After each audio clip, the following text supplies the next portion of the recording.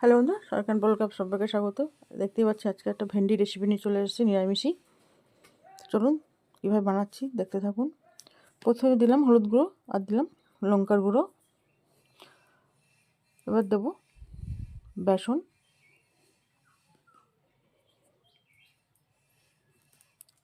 2 চামচ মতন দিলাম, আর দিলাম লবণ।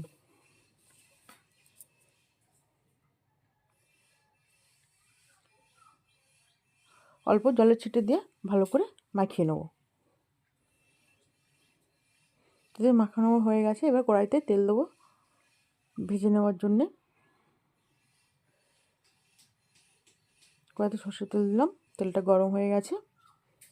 এবার ঢ্যাঁড়সগুলো ভেজে নেবো।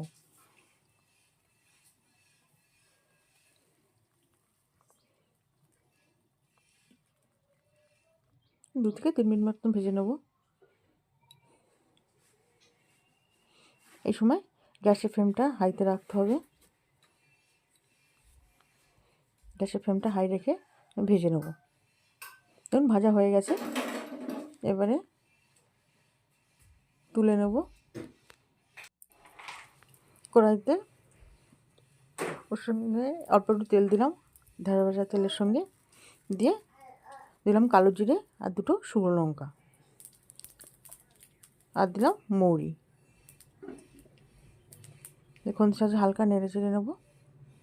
এবার দিলাম টমেটো বাটা, টমেটো ও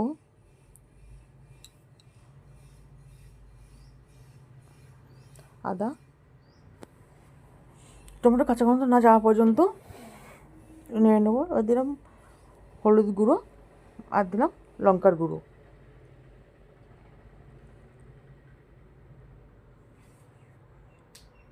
আর দিলাম লবণ, আর দিলাম ধনের গুঁড়ো, জিরের গুঁড়ো,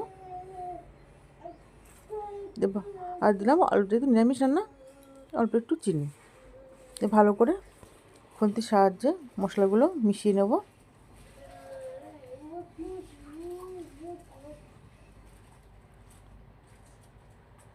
মশলাগুলো দেখুন একটু সময় নিয়ে কষতে হবে, লো টু মিডিয়াম আছে, কেন হাই আঁচ দিলে মশলাটা পুড়ে যাবে। এবং মশলা তেল ছাড়তে শুরু করেছে। এবারে ঢ্যাঁড়স যে ভেজে রেখেছিলাম সেই ঢ্যাঁড়সগুলো দিয়ে দেবো। দিয়ে মশলার সঙ্গে ভালো করে মিশিয়ে নেব। এবার দেবো টক দই। টক দইটাও ভালো করে মিশিয়ে নেব।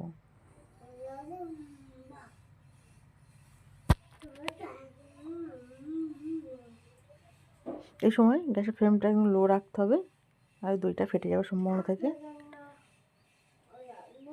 এবার পরিমাণ মতো জল দিয়ে দেবো। তাহলে আপনারা দেখলেন কীভাবে নিরামিষী ভেন্ডি রেসিপিটা তৈরি করলাম।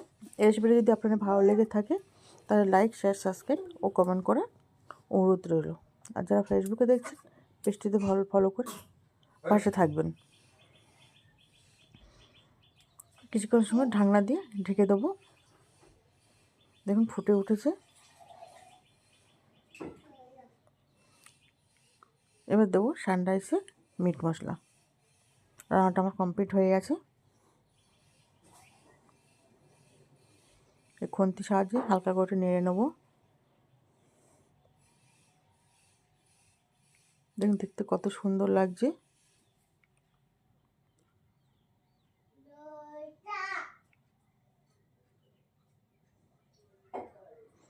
এই সময় গ্যাসের ফ্লেমটা